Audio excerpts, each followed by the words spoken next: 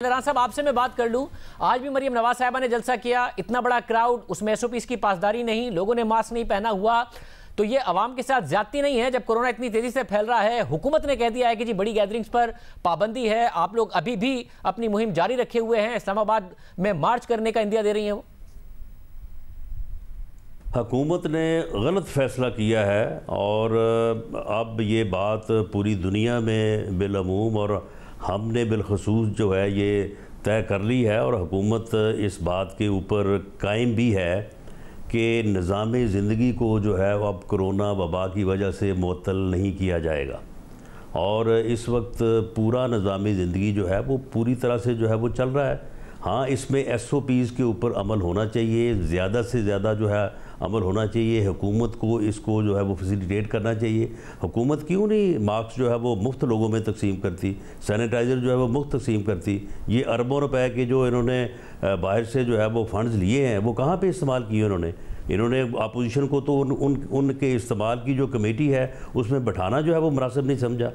तो SOPs के ऊपर इंतज़ाम करने के लिए जब खुली फ़ज़ा में शादियां हो सकती हैं, फंक्शंस हो सकते हैं, गवर्नमेंट की इंडोर मीटिंग्स हो सकती हैं, बाकी सारे मामला हो सकते हैं। आज जहां पे वज़ीर-ए-आज़म ने ख़िताब किया वहाँ पे कितने लोगों ने मास्क पहने हुए थे और वहाँ पे कितने लोग जो है वो मौजूद थे और कितने फासले के ऊपर बैठे थे। अच्छा, खुली फ़िज़ा के लिए भी 300 की लिमिट है। वज़ीर-ए-आज़म ने भी कहा कि जी 300 कहा था और 300 ही लोग मौजूद हैं, उससे ज़्यादा नहीं हो सकते हैं। और आप हुकूमत पर क्यों जिम्मेदारी डाल रहे हैं? गुजरावाला से पहले आपने कहा था ना, हम SOPs की पासदारी कराएंगे, हम मास्क बांटेंगे, अभी भी आपकी तरफ से ये कहा जाता है। अब आप इतने बड़े बड़े जलसे करेंगे जबकि कोरोना फैल रहा है। पब्लिक अकाउंट्स कमेटी के इजलास से आपके रहनुमा उठ के चले जाते हैं कि नहीं जी कोरोना फैल रहा है, उसमें शिरकत करते नहीं है, मगर जलसे बड़े बड़े करेंगे।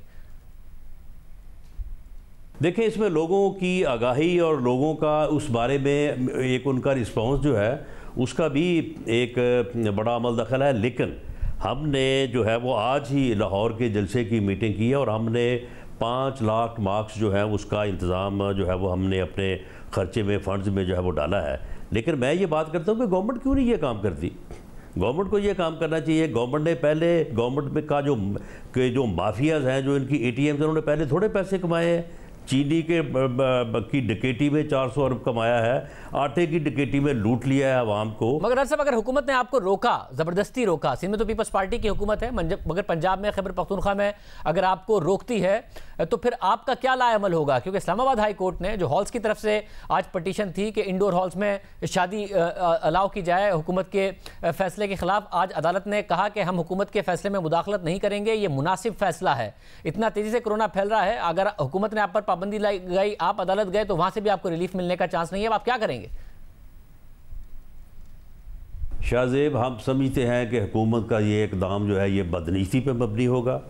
हम ये समझते हैं कि गवर्नमेंट ने जो ये मंत्रा शुरू किया हुआ है पिछले तकरीबन 2 हफ्तों से, इसका सिर्फ़ और सिर्फ मकसद जो है वो PDM की तहरीक को जो है वो नुकसान पहुँचाना है और इसको जो है वो सबोताज करना है। हम उसको पूरी ताकत के साथ जो है वो रजिस्ट करेंगे। मगर आपको लगता है अवाम की तरफ से भी इस फैलते हुए कोरोना में वो रिस्पांस आपके लिए आएगा? जब हुकूमत कह रही है कि मुआशी नंबर्स बेहतर होना शुरू हो गए हैं, गंदुम आ रही है, चीनी दरामद कर ली है, इनकी जो कीमतें हैं वो कम होना शुरू हो जाएंगी, तो फिर फैलते हुए कोरोना में और सर्दी में अवाम आपके लिए निकलेंगे अगर ये सब हो गया? ये जो सारा कुछ आपने कहा कि ये आ गई, वो आ गई, अगर ये आ जाए, वो आ जाए, तो फिर तो सारे मसले ना हल हो जाएं।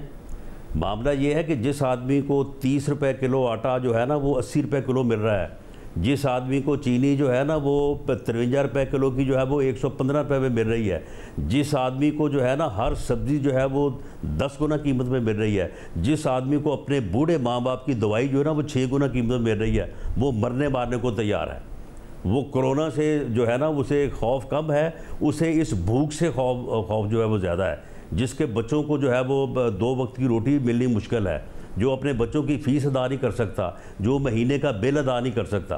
पिछले आप मुझे बताएं कि 1 साल से चीनी डकैती हो रही है, मेडिसिन डकैती हो रही है, आटा डकैती हो रही है, हर तरफ महंगाई है, पेट्रोल डकैती बीच में हुई है और लोगों की जेबों से सिर्फ बिजली और जो है ये गैस, आटा और चीनी उतनी ही मिकदार में लोगों ने खर्च किया है, लेकिन 2,500 अरब रुपया लोगों की जेबों से ज़्यादा जो है वो निकाला गया है। लोगों को गरीब किया गया है, लोगों को बदहाल किया गया है। तो इस सूरत हाल में आप मुझे ये बताएं कि फिर लोग क्यों नहीं निकलेंगे और क्यों जो है वो पीडीएम को इसके ऊपर जो है वो रजिस्ट नहीं करना चाहिए। बहुत शुक्रिया नासर साहब हमारे साथ मौजूद थे। शिबली फराज साहब वफाकी वज़ीर इत्तलात हमारे साथ मौजूद हैं। शिबली साहब बहुत शुक्रिया। शिबली साहब, पाबंदी एनसीसी एनसीओसी की तरफ से लगा दी गई है मगर ऑपोजिशन मानने को तैयार नहीं है। वो कह रहे हैं हम रेजिस्ट करेंगे, अपने जो जलसे हैं उनका सिलसिला जारी रखेंगे।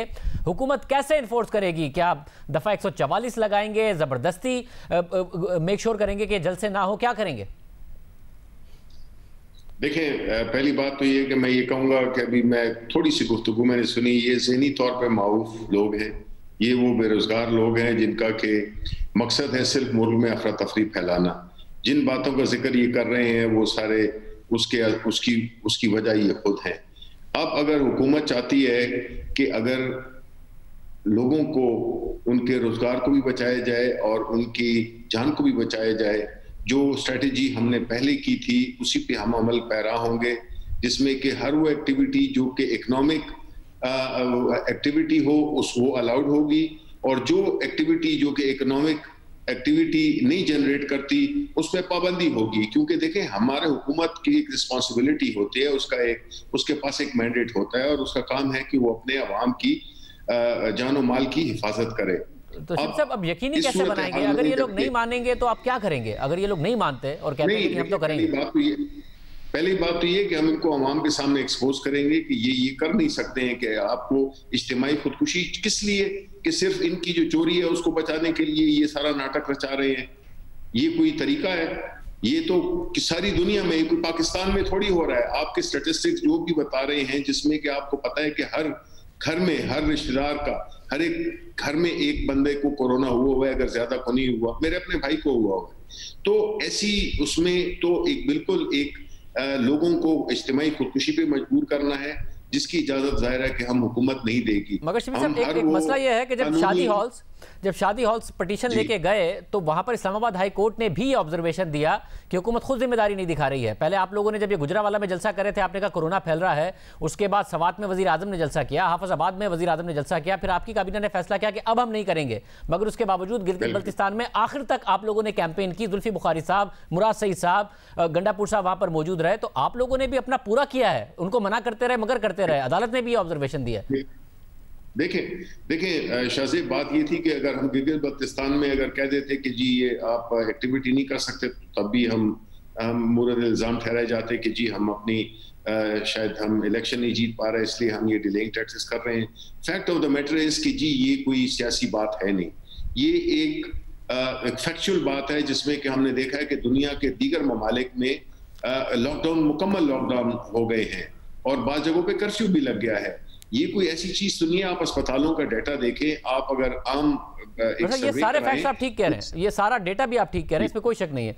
मगर गुजरावाला के जलसे में जब आप उनको ताना दे रहे थे, उसके बाद सवात और हाफिजाबाद में वजीर आजम ने किया, वो तो गिलगित बल्तिस्तान का हिस्सा नहीं था, पर क्रेडिट ले रही थी तहरीक इंसाफ के। अवाम ने कॉन्फिडेंस दे के दिखा दिया कितना बड़ा जलसा था। आप तो बड़े जलसा क्लेम कर रहे थे उसके बाद। नहीं, देखें बात यह शाहजेब कि ये इस वक्त इसमें हफ्तों में क्या दिनों में सिचुएशन चेंज हो रही है।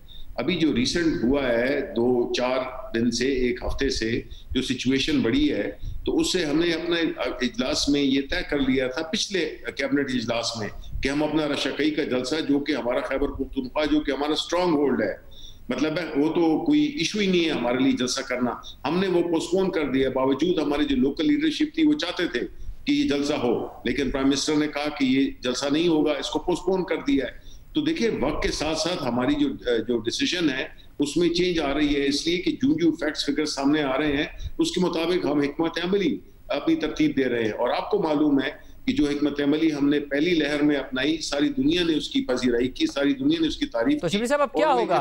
दफा 144 लगाएंगे, लॉ इन्फोर्समेंट को इस्तेमाल करेंगे, क्योंकि खैबर पख्तूनख्वा और पंजाब में जो इनके जलसे उनको किस तरह रोकेंगे, क्या करेंगे? देखें, पहली बात तो ये है कि हर वो कानूनी स्टेप हम इस्तेमाल करेंगे। हम इनके साथ क्या उधर पार्लियामेंट में भी कमेटी जो बनी हुई है जिसमें कि सीनियर लीडरशिप है हर पार्टी की, उसमें भी हम ये फैसला करेंगे कि जी देखें ये चीज सियासत अपनी जगह पर, उसके लिए एक टाइम होता है। ये एक ऐसी वबा है जो कि ये नहीं देखती है कि ये पीटीआई का है या ये पीएमएलएन का है या ये पीपल्स पार्टी का है। इसमें हमें एज अ कौम भी और आपने भी एज मीडिया ने भी ये तलकीन करनी है और ये कैंपेन चलाना है आपने भी, क्योंकि आपकी मदद के बगैर हो नहीं सकता।